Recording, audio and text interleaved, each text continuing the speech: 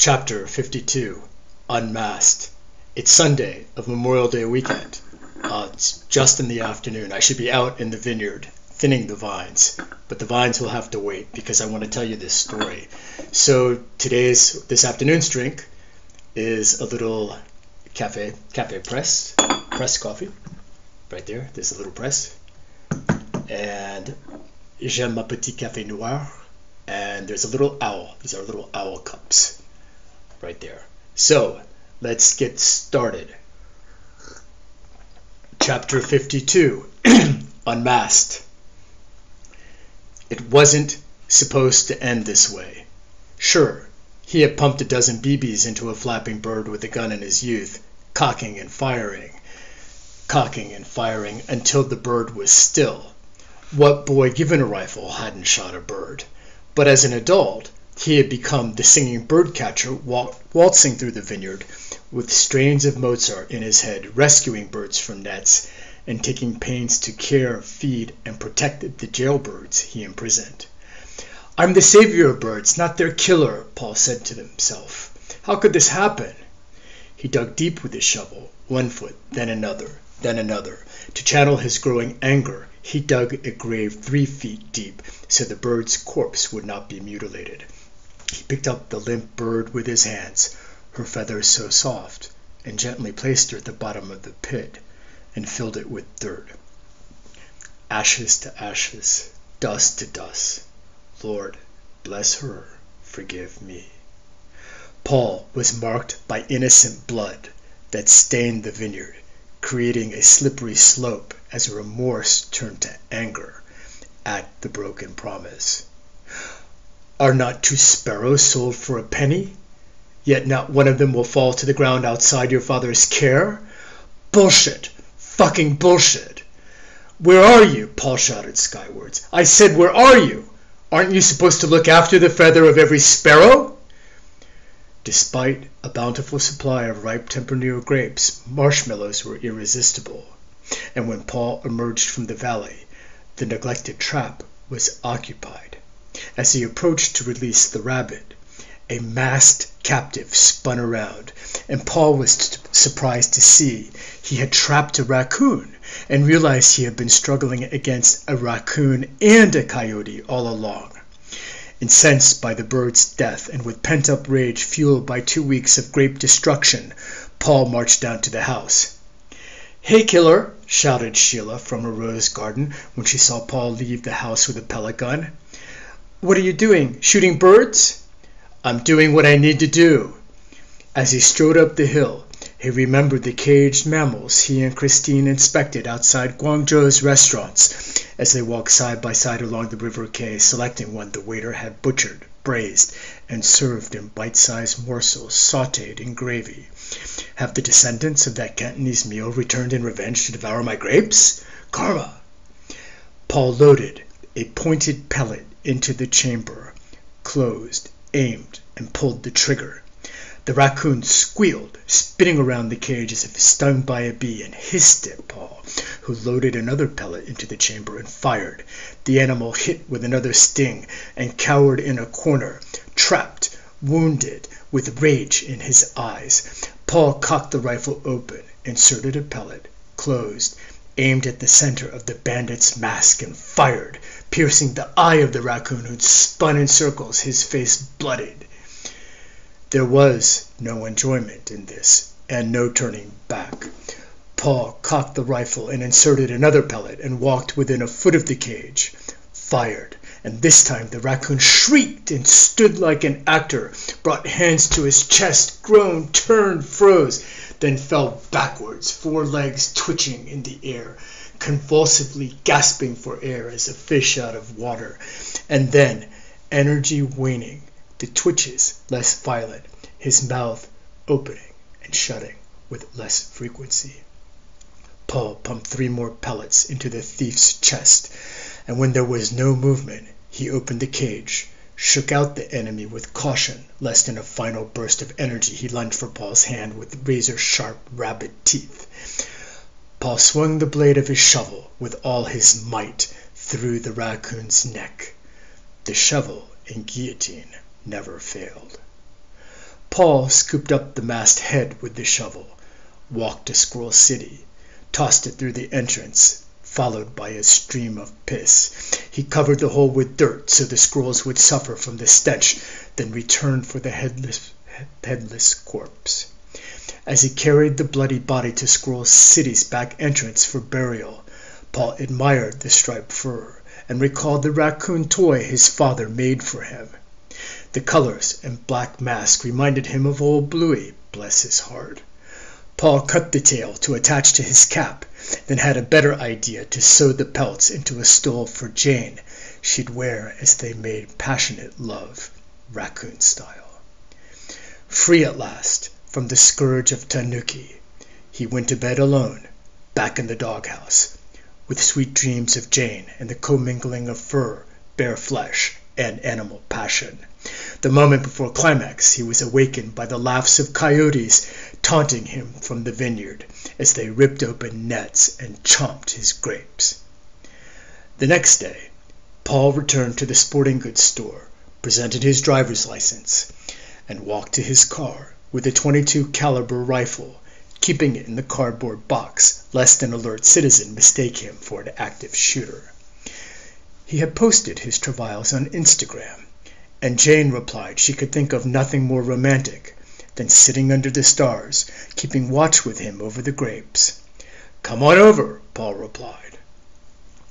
Under the light of a full moon, the brightest night light of the year, as green grass and weeds had died and the bare, hard clay of the vineyard floor reflected light, the vines, neatly trimmed and decked out in sexy stockings, cast shadows, while Carrie-Ann and Steph sat outside on her extended porch, sipping wine, recalling the night of the cougar. A half-mile away, a hunter, carrying his rifle, inched forward, quietly, up a steep slope, with melodies of Peter and the Wolf playing inside his head. He approached the great wall of Merle, visible from space to the man in the moon, and there she was. "Don't be surprised," said Jane. "I told you I'd watch the vines with you. I hope you don't mind the rifle. I feel protected. I won't let anything happen to you." They sat in silence, looking at the orb above, holding hands. "That's the most amazing moon I've ever seen." "The man in the moon is smiling down on us." "But why do you think she's a man?" Jane asked. "You're right. The moon is a woman. She's the moon goddess. Look at the moon shadow. Everything's so bright. It's clear as day," she said. "This is so inspiring. I'm going to create a scent that captures this feeling." "What are you going to call it?" Vineyard Moonlight, of course." "It sounds magical. What does the ad look like?" "The background artwork is what you see before us. Green vines glowing in the dark. Soft light, shadows, the gold moon, with a unicorn flying through the sky. A woman walks along that row of vines over there," she pointed. Then a voiceover. "A perfume maker fell in love with a winemaker, but their love was forbidden." Jane looked down, and Paul gently squeezed her hand. They sat silently, the harmony undisturbed by unspoken words. After a time, Jane asked, "What do they say to a winemaker on the eve of the harvest to wish them luck?" "Do you mean like break a leg, you'd say to actors?" "Yes. So it's like opposite day, when you say something awful, but your intention is good." "Exactly." "How about, may your grapes rot from vinegar, and may you be stung by 1,000 wasps." "Wow, that sounds like an epic curse." "Okay then, what would you say?" he asked. "Break a grape." "That's profound." "What's the harvest like?" she asked. "The harvest is like having lunch with you at Italy, and you excuse yourself for a moment, and when you return, you're wearing a black silk dress, and your hair is down. That's exactly how I feel when I remove the nets and see the grapes. They're as beautiful and natural as you. And then I undress the vines, and then I kiss her grape, savoring her sweetness, and then you can imagine the rest." After a minute she said, "I wish we could always be together like this." "Me too." Hoo, hoo, hoo, hoo, hoo. You speak owl, don't you? Asked Paul. Of course. What's he saying? He's not a he. She's a she, silly. How do you know? Because I speak owl. What's she saying? She's saying, fly here and kiss me. It was mid-August, the 7th day of the 7th month of the lunar calendar, the Shi festival, the one evening allotted each year for two Chinese star-crossed lovers to meet, and Paul thought of Christine, and walking with her along the banks of the West Lake, under the watchful eyes of the lady in the moon. What happened to her? What a shame. She must be married. Hope she's well. Bless her. Forgive me. Paul sat on the wall with his gun, and when the great white snake slithered along the wall and with the affection of a kitten snuggled against his leg and wrapped herself lovingly around his ankle, Paul glanced down, expecting to see Jane's foot playing with his, and with a short burst inhale gasp and the skip of a heartbeat, realized he didn't have his shovel, reached for the rifle, and when he looked down, the serpent was gone. He saw the snake glowing under the moonlight, curled on top of a half-barrel across the path, surrounded by miniature terracotta warriors he brought back in China as souvenirs who were guardians of the vineyard, stationed atop the barrel. "What are you doing here?" Paul asked. "Why don't you name a wine after me?" she asked. "How about snake wine? You seemed to like it when I introduced it to you in Shanghai. It made your little brother very strong." Paul's mind drifted back to the time they dined in a restaurant decorated with dozens of jars of brandy-infused, long-fanged snake heads. Paul looked around and saw only stillness, and when his heartbeat returned to normal, he heard a voice call, "Paul," and he yearned for Christine, his star-crossed Chinese love, or any love at all. Coyote observed Paul below, talking to himself, and veered towards another part of the vineyard, following a path to a flat area with a gazebo, where his snout detected water. Coyote quenched his thirst, and then howled in satisfaction, snapping Paul from his reveries. He grabbed his rifle, scanned the terrain, and walked slowly towards the top of the Tempranillo, while Coyote lifted his leg to mark the tombstone.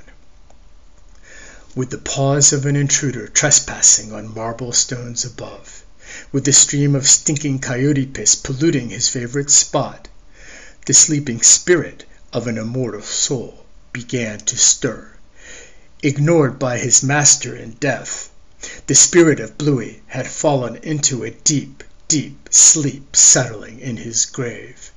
The insults of Coyote drinking from his bowl, eating his grapes, and desecrating his monument were the last straws, and with savageness rarely seen in such a peaceful dog in life, in death he was transformed into a fanged phantom who unleashed a frightfully fierce bark that momentarily froze Coyote as a deer in headlights in the dark.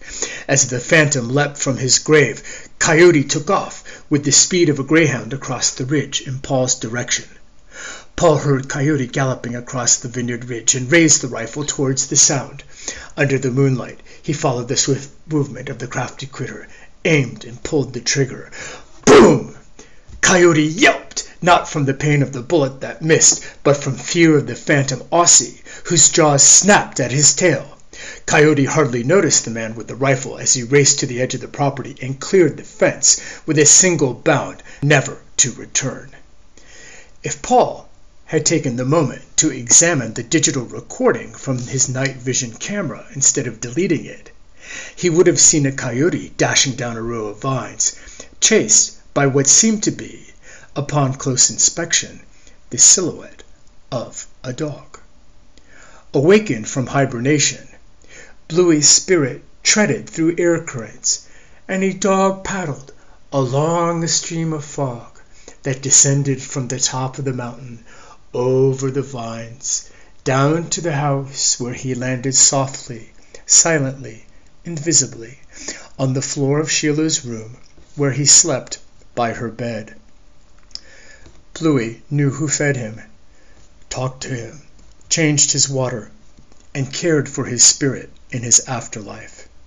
And she, aware of his presence, continued to offer him glasses of wine, bacon, filet mignon, grilled salmon, and an occasional lamb chop he appreciated but couldn't eat. There were mornings Sheila asked, "Did you hear the coyotes last night? I heard Bluey bark at them." And Paul replied, "Really?" and went back to reading the news on his tablet. And from time to time she asked, "I saw Bluey in a dream last night," to which he replied, "Really?" and went back to messaging one of the muses with his phone. "He has wings and was flying above me." "Really?" "I reached up to kiss him, and he flew out the window." "Is that right?" he said, not looking up. "And when I looked out the window, I saw him flying above coyotes." "Really?" "He's an angel."